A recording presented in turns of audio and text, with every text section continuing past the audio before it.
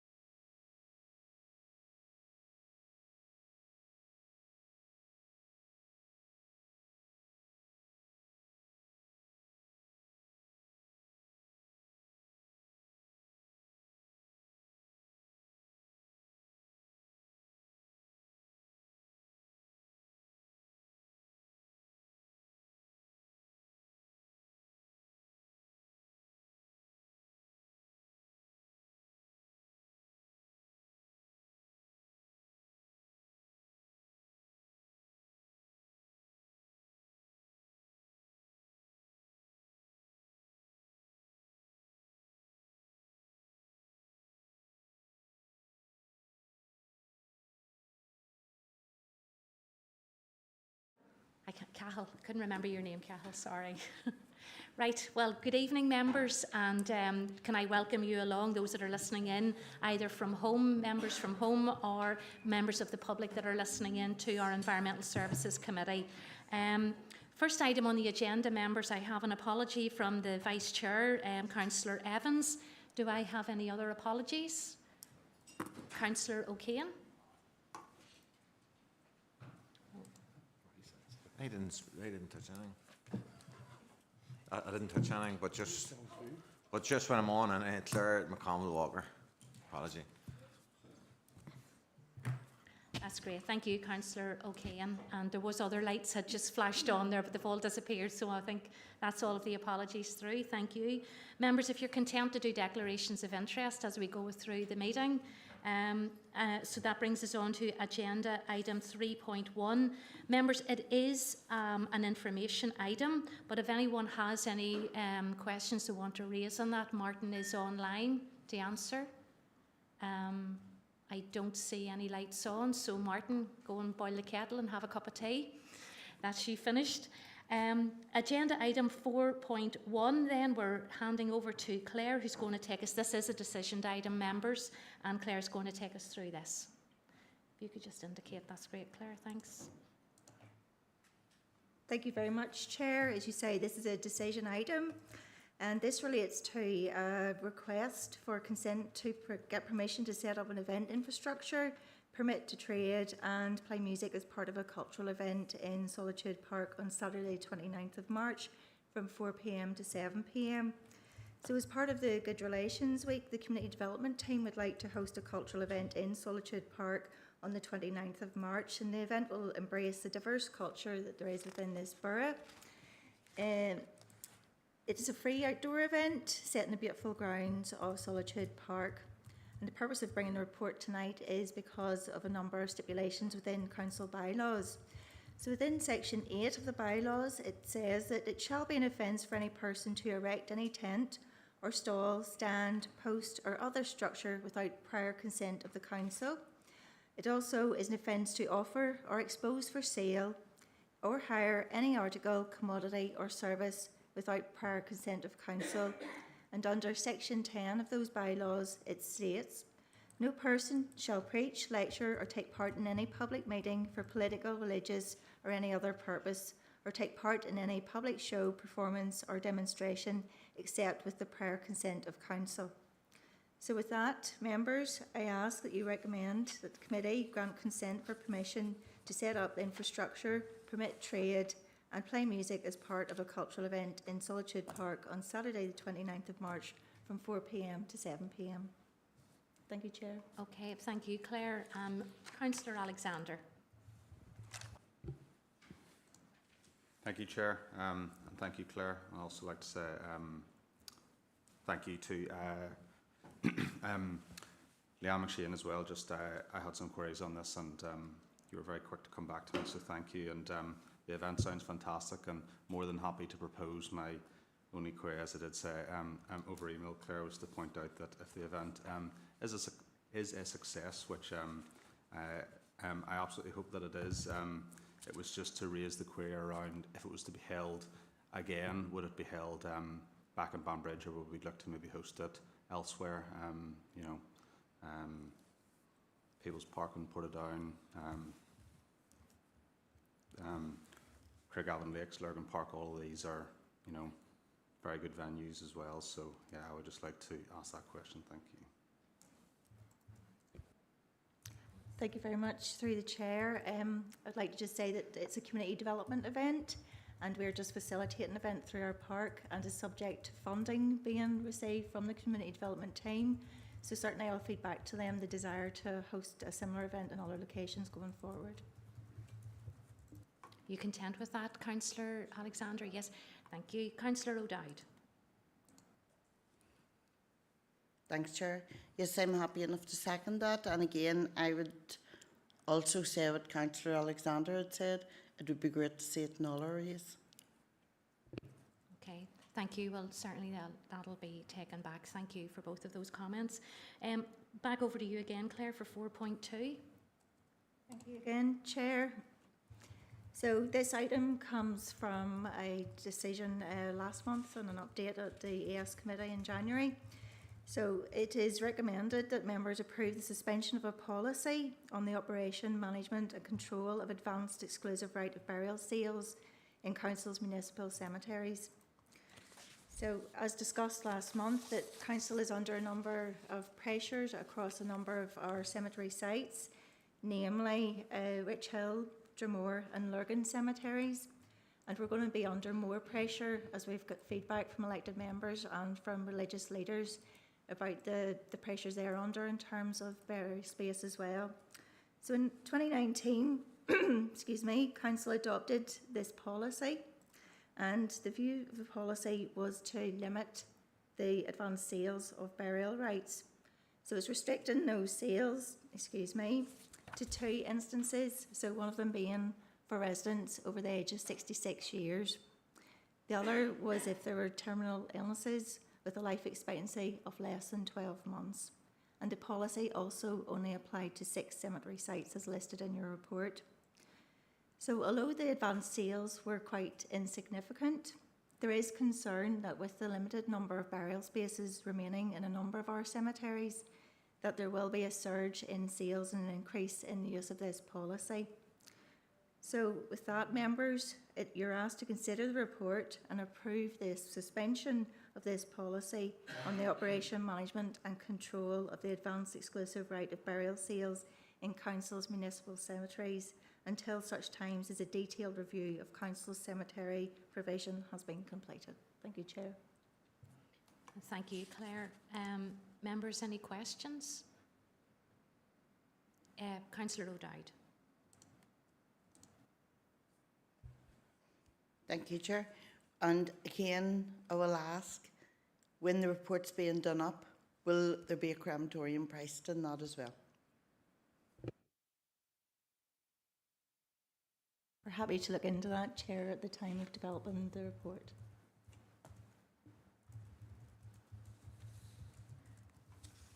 Councillor O'Dowd, do you want to come back on that? I know you're content on that. Okay. Alderman Moutry. Thank you, Chair, and thank you for the report. In relation to Lurgan Cemetery specifically, last month we were told that there was probably 5 to 6 years duration in Lurgan Cemetery, and tonight the officer has talked about people detecting a sense of urgency and therefore that there could be a rush to buy advanced plots, even though over the past 5 years, if my figures are correct, it's only been about 17, still very significantly small. In relation to Lurgan Cemetery, and we were told last month that due diligence studies would be done, how long will this take until we're in a clear position to know to what extent we can move forward and use I think it's 17 acres in total at Lurgan?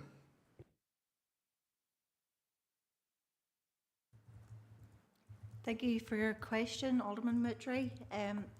The feedback that I've received from our consultants is that some of those due diligence tests could take around 12 months to complete. So there is quite a long lead-in time before we know what remains of that site that can be developed. So there is a sense of urgency because it takes such a long time in order to do those due diligence, get the planning permission and drawings, etc. approved. So that's the sense of urgency. So it will take a number of years to get to the point where we can actually develop the site. Alderman Moutry, do you want to come back? Are you okay? Okay, thank you. Alderman Greenfield. Thank you, Chair. Thank you, Claire, for the report. Who's Claire? Just one point you did make there about the sales being relatively small. I'm just looking at the Banbridge site there. I mean, is that saying the lifespan on the current rate we're going at with 2,000 plots, over 2,000 plots, is 45 years, and yet we only have sold 30 pre-sales? Is that, I mean, is it going to make a massive difference in the like of that? I'm just wondering the logic behind that.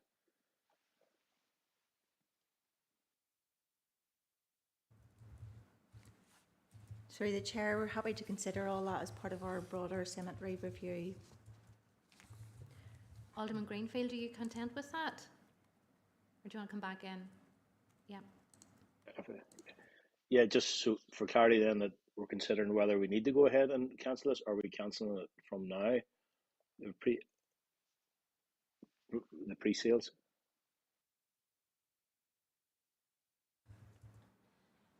Thank you, Chair and Councillor. Yes, as stated in the report, this is a temporary suspension in order to complete the review. So if it's decided that we need to reinstate the policy, I'm happy to take a future report to committee for consideration. Alderman Moutray. Thank you, Chair. Having received that clarity now that it's only a temporary suspension, then I'm content to propose the motion. Thank you for that. Claire, were you looking to come back in there? No? Sorry. Okay, wasn't sure. Members, I need a seconder for that proposal. Thank you, Alderman Barry. All right, thank you. We're content to move on then to 4.3. Over to yourself again, Claire. Thank you very much, Chair. This is another decision item and relates to a request from the Longstone Residents Association. It is recommended that permission be granted to accept a donation of street furniture from the Residents Association as outlined in this report. As stated in the report, the Residents Association have delivered a number of successful projects in recent years to improve the open space around their play park. They've also delivered quite a number of health and wellbeing events, sports and biodiversity projects which have engaged young people and a number of residents of all ages. The Residents Association have been successful in securing funding to purchase 2 benches and 1 large picnic table, and they would like to donate this to Council and to have Council install these at the locations identified in the appendix. The group have requested that Council install the equipment on existing hard standing, and if accepted, Council would be responsible for the installation of the furniture as well as ongoing liability and maintenance. However, Council would not be responsible for replacing or repairing the street furniture if it were to be damaged or stolen. So it's recommended that members grant permission to accept the donation of street furniture from Longstone Residents Association as outlined in the report. Thank you. Okay, thank you again, Claire, for that. Councillor O'Kane. Thank you, Chair. Claire, thanks for that there. I'm happy to propose this. The tremendous work that Longstone Association, Residents Association has been doing over the last number of years, and this would actually complement their work on it, so it would. So I'm happy to propose. Thank you, Councillor O'Kane. Members, could I ask, whenever you're speaking in, I'm getting information sent through that they can't hear back home unless we're speaking directly into the mic. So if it's possible that we can speak more directly into the microphone. Some of us have a louder voice, so it doesn't matter. But sorry, Councillor Donnelly.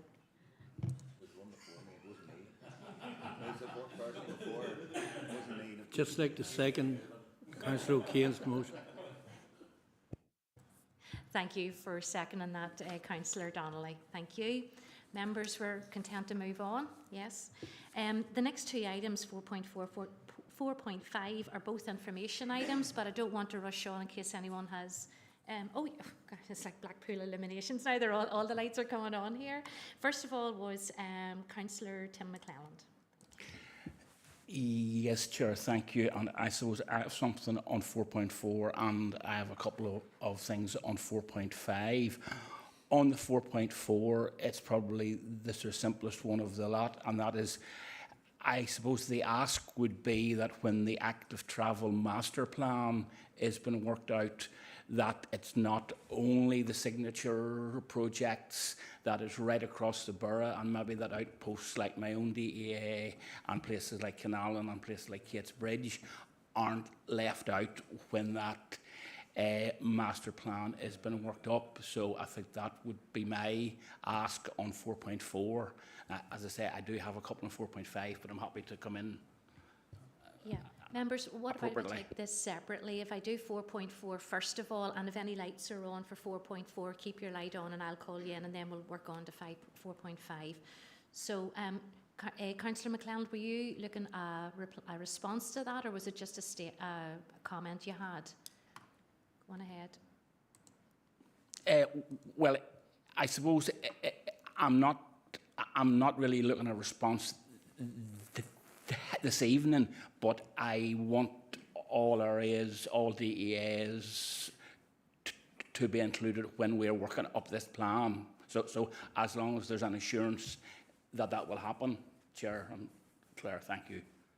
Thank you, Councillor McClelland, and I'm getting a nodding of a head. Or Claire, are you going to come back? Oh, yes, okay. Sorry about that. Thank you, Chair. It was just to say that there is the opportunity still until the end of this month, I think it's the 28th, to feedback comments through the consultation process. So I suppose I encourage everybody to do that if possible. I suppose the more voices would add a bit of weight to the request. And also the other thing I would say is as well, there's an officers group, so there are ongoing conversations between officers in council and with DFI, so certainly we can feed that back too, so as not to forget those rural locations. Content with that, Councillor McClelland? Okay. And next, Councillor Alexander. Thank you, and thank you, Claire. And yeah, just to say firstly, thank you to all of our officers that are engaging with DFI. I mean, the first thing I'll say is that investment is needed, and quite quickly. This will keep people safe in the borough. This will hopefully encourage people to maybe get cycling, maybe not take the car, on those summer and spring mornings, hopefully. And yeah, I think it'll be there will be some welcome projects, as part of this. I will also just obviously follow on there as well. Whenever I'm talking about keeping people safe, I've done a fair amount of cycling in my time, and certainly in those, areas that are a little bit sort of, further, kind of out of the way. Those roads can be quite quick, and if there are opportunities to create some sort of network that kind of spreads out across the borough, it will keep people much, much safer if we can take them off the roads on their bicycles. Because as I say, I've done a fair amount of cycling, and that unfortunately means I've seen a couple of things that are maybe not too maybe not too pleasant, especially whenever you're out on those on those roads where the speed limits can be sort of around 50-60 miles an hour. And yeah, I would very much encourage the sort of safety aspect of those sort of of those roads that are maybe slightly further away. But in my own area, obviously there are a lot of opportunities here in Craigavon, and as I say, investment is, it is needed, and it is needed rather quickly as well. I would urge. So, thank you. Thank you, Councillor Alexander. Councillor Armstrong. Yes, thank you, Chair, and I echo Councillor McClelland's remarks. A couple of points on this, and you've probably heard me say it before about I'm very welcoming in this sort of investment into our networks and active travels zones, but my gripe is that what we have still isn't maintained. So we're spending money to invest in new infrastructure while we can't maintain the old stuff. And I can think of a couple of paths already in the Armagh area that are used by walkers, cyclists, that over the last year have been trying to get DFA to sort of clean the footpath up and widen it, and it's not coming to fruition. So it is something that it needs to be looked at. Instead of investing or buying or getting new infrastructure, let's invest in the stuff we have first, and then we move on to the stuff that comes afterwards. And then this linked into my question is, when this new project is proposed for Craigavon area, who is going to be responsible for maintaining that? Is that going to be left on council, that we have to clean it and so deal with any overgrown sections in it, or will it be DFA just on that? So thank you. No, certainly very valid points there, Councillor Armstrong. Claire, you come in on that, please. Yes, thank you, Councillor Armstrong. As the Chair said, some very valid points. It is very early days in terms of discussions around this signature project, and as I say, through the officer working group who liaises with DFI, I'm happy to take on board those points and to flesh those out as those conversations progress. Thank you. Yeah, sorry. Thank you, Claire. So just in relation to the sort of first point in maintaining our active travel networks, who is that responsibility come down to? Is that council itself, or is that DFA for cleaning road footpaths and sort of taking the edging back off it again. Is that a mix? Is that a combination between the two? And how do we get this on the ground, getting it going? So thank you.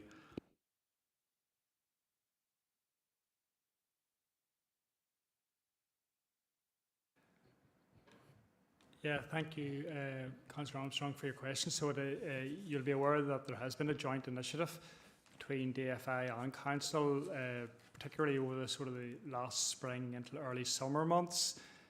We are developing a schedule in terms of sweeping for those particular areas that you're speaking about. And actually, I was engaged with officers just the end of last week through another member request in relation to getting those onto a schedule that we do sweep those. So in terms of sweeping, we would try to proactively sweep those and build those into our schedules going forward. Okay. Councillor O'Dowd. Thank you, Chair. Councillor Armstrong had just brought up a point there about who owns what. I kind of asked, well, didn't kind of ask, I asked a while back if we could get something brought to the council to let us know. Does DFI own it? Does council own it? Does housing executive own it?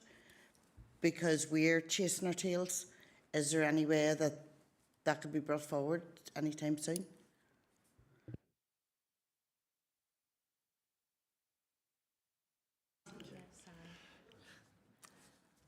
Yeah, look, thank you, Councillor Dowd, for your question. I can liaise with colleagues in DFI and see about bringing together a joint report in relation to answering those particular questions, and maybe then indicate them through a series of maps, so that then that'll help members understand in terms of who owns and then who maintains, because in a number of cases it's DFI that own the paths, but then council will then help maintain the paths. So I'm certainly happy to do that. Thank you, Chair. No, it was just one issue that came up with me was certain paths. Council own 1 metre of this path, so DFI came in and cleaned it, but left that 1 metre in between what they owned. You know, seriously. There's just no words for that, is there? You know, just absolutely ridiculous. Members, are we content to move on from 4.4? 4.5 then, if you could just indicate who would like to. Councillor Armstrong, you got in there first. Oh dear. No, it's just in relation to the. I'm going to have to get this up because I keep saying it wrong and I've said it wrong all day. Don't mow, let it grow. I've said a few variations of that throughout the day and I can't get it. But anyway, just in relation to that, how in those areas that we've decided, when are they cut? Are they ever cut throughout the year? So we'll start off with that and then I'll move on to my next point if that's okay. Okay, go on ahead, Claire. Now, I hope I'm answering this correctly because I'm referring back to how it was in other councils that I've been involved with. Typically, I believe there's a first cut done around April, May time, and then it's left to grow and then cut at the end of the season around September, October. That's my understanding of how it operates in most council areas. Okay, thank you. No, look, I understand the premise behind it and what it's trying to achieve, but what I've noticed is that and I've seen the areas which we have marked out as let it grow, don't mow, and I've seen other areas that on other roadsides which are not cut back, and when I've asked the question, they're saying it's part of the scheme, and it hasn't been part of the scheme, and this is what we have here. One, it looks very untidy, it's unsightly, and it blocks sight lines, especially on road verges. I don't know why that decision was made or how we came to that point, but there's some areas there, even coming in the entrance to Portadown on the Northway, it gets out of hand very quickly and it looks untidy. We don't want to have an untidy borough. There is ways we can do this, but we can also do it that it keeps our roadways looking clean and stuff like that. So that's the sort of point I want to make. I don't get it. I I really don't get it on road verges, and especially wee strips of land. It just doesn't make sense. Thank you. Thank you for that, Councillor Armstrong. I think this possibly goes back to the point that Councillor Dowd was making in knowing who's responsible for which piece of land. It's possible that some of the pieces that you're referring to are actually DFI responsibility and not council, so we would need to look at each location on a case-by-case basis and explore that, because I believe DFI do have a similar scheme, but again, we'd need to look at that case by case. But happy to look into that for you if there's any particular areas of concern.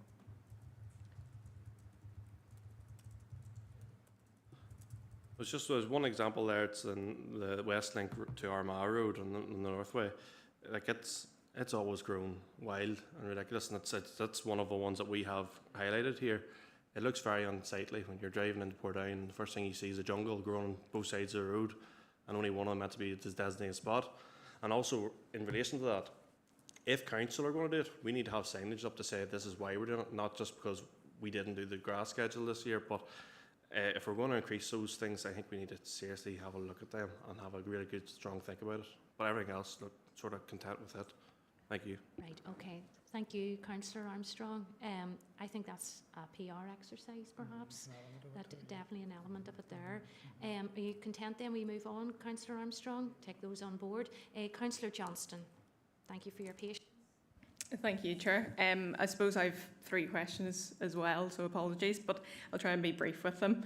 The first one is sort of, I know my colleague, Councillor Ferguson, she had brought this up in November, and she's not a member of this committee any longer, but I think the premise of her AOB was sort of to look at a sustainable urban landscape sort of pilot and to present those options. I just wonder whether that has been looked at.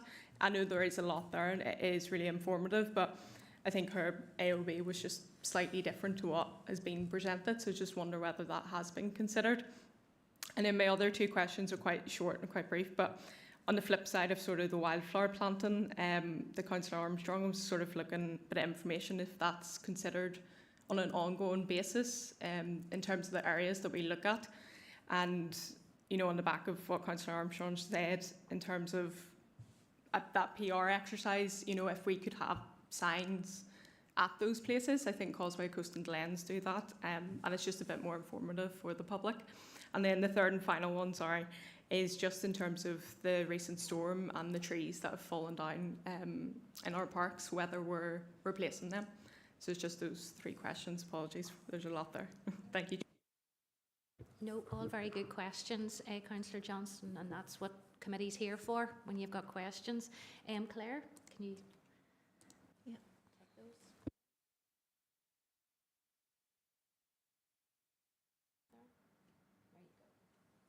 Thank you very much, Councillor Johnson. Some very valid questions you raised there tonight.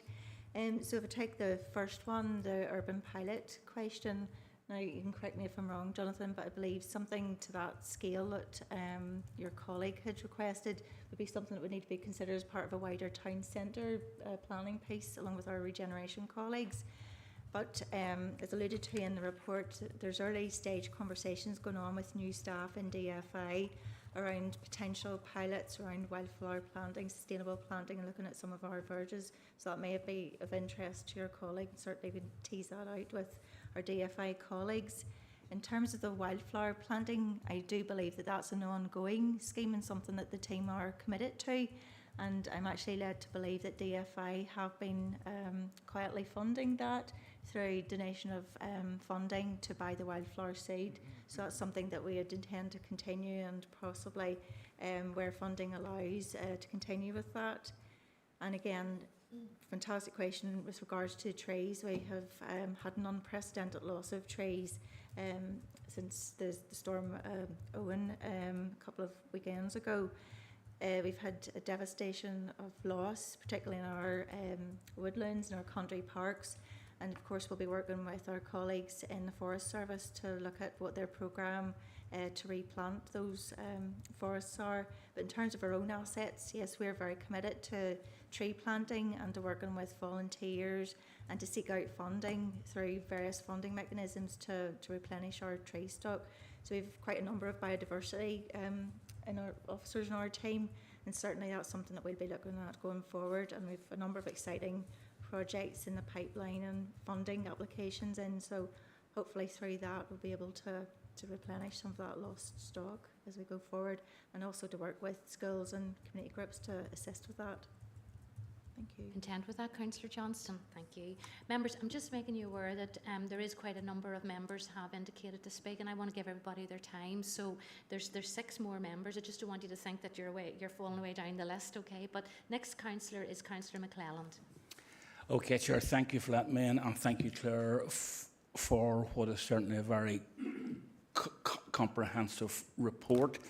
A wee bit like my colleague Councillor Armstrong and Councillor Johnson on the don't mow, let it grow piece and on the signage. Now, I suppose I'm fairly familiar with the site on the Moygannon Road just outside of Donaghcloney.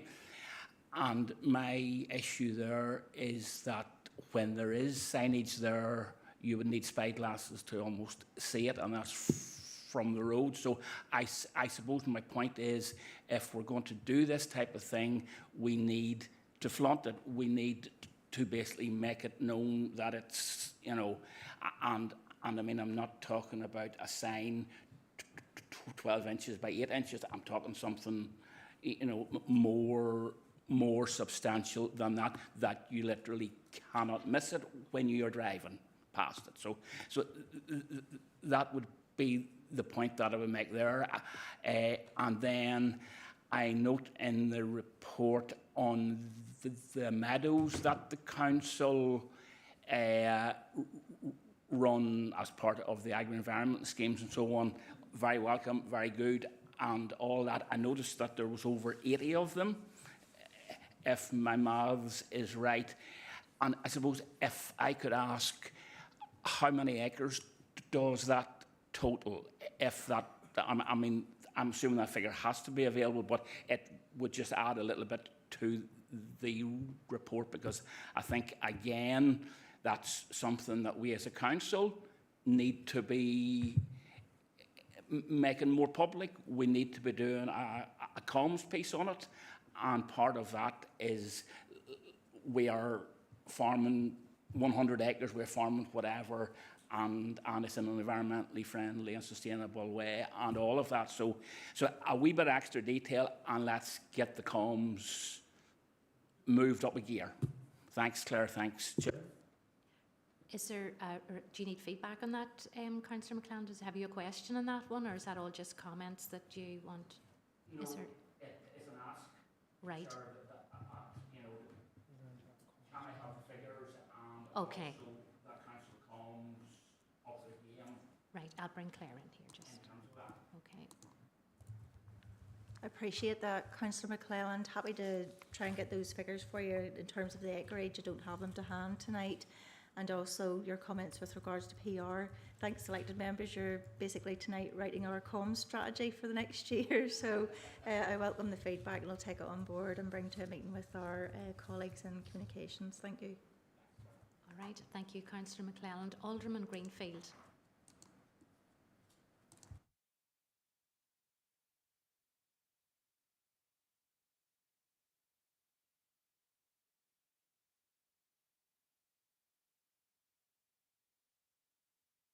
Alderman Greenfield, could you try to indicate again? We don't know why you didn't come in there. I'll bring you in again here.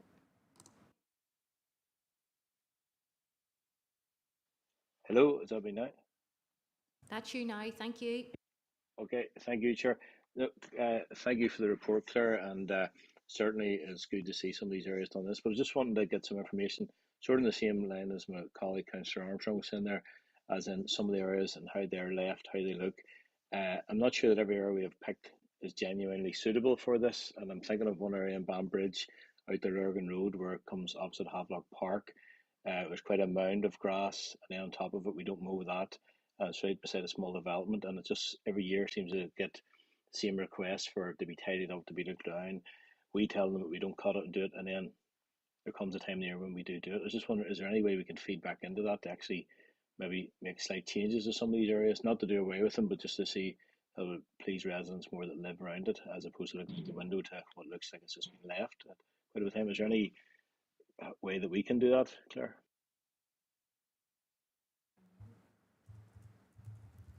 Thank you, Chair, and thank you, Councillor. I'm happy to take on board all feedback and feed it through to my grounds maintenance team to reflect on before we come into the new spring-summer season. So if anybody wants to email me particular concerns, I'm happy to take those on board and collate and feedback.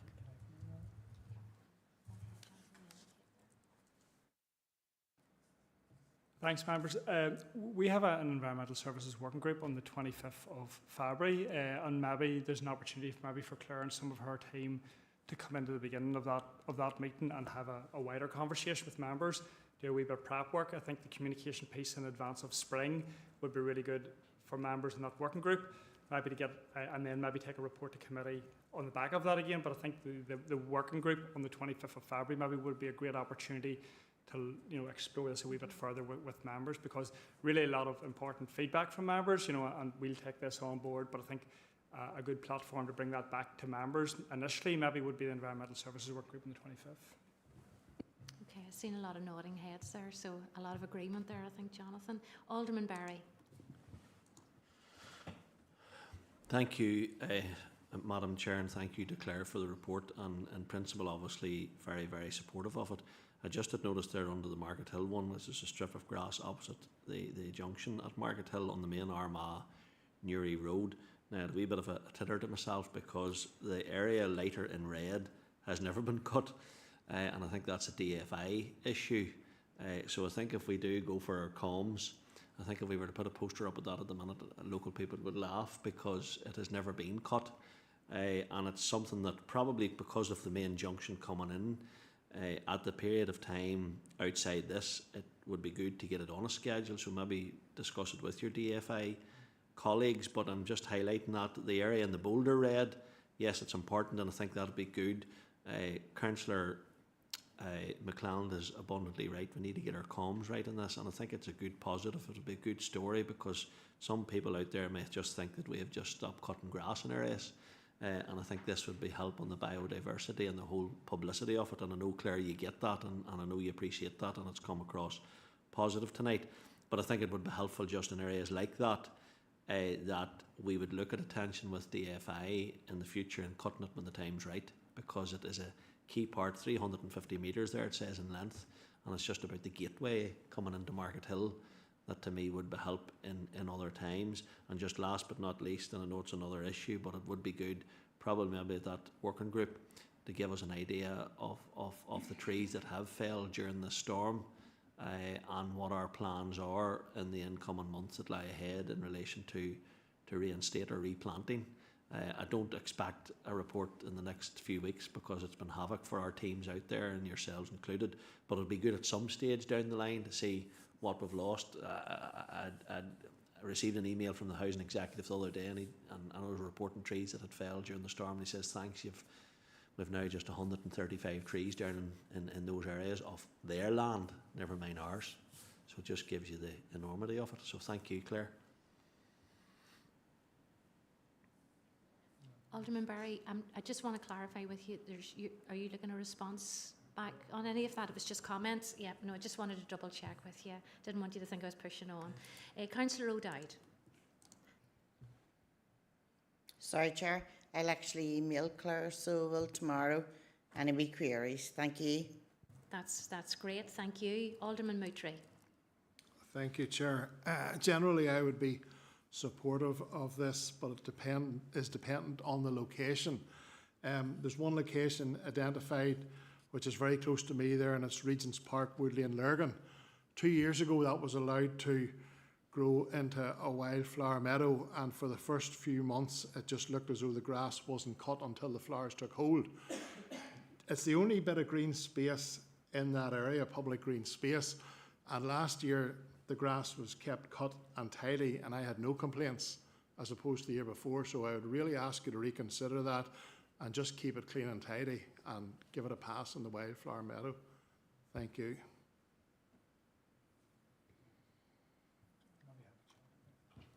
Claire, do you want to come back in on that for me, please? Thank you. Yes, thank you, Alderman Mitry. I'm happy to discuss that with my colleagues in the grounds maintenance team and to maybe discuss it as part of that workshop if you're able to attend later this month. Yeah. Okay, Alderman Moutry, content with that? Okay, that's great. Councillor Radcliffe.